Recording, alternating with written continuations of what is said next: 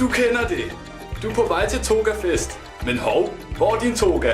Det kan være svært for mange at binde en toga, men følger du disse simple trin, kan du med lethed komme til at ligne en fra det gamle Grækenland. Du skal bruge et lagen, alternativt et reb eller bælte, udsmykning til togaen.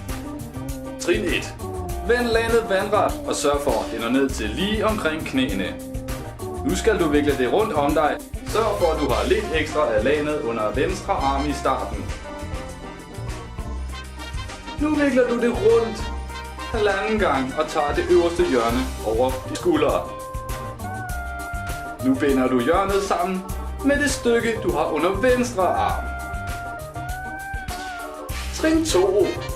Nu er du klar til at troppe op, som var du i det antikke Grækenland. Glædelig demokratidag. Tip. Da laner ikke er den mest pålidelige påklædning at have på, skulle et par underbukser måske overvejes.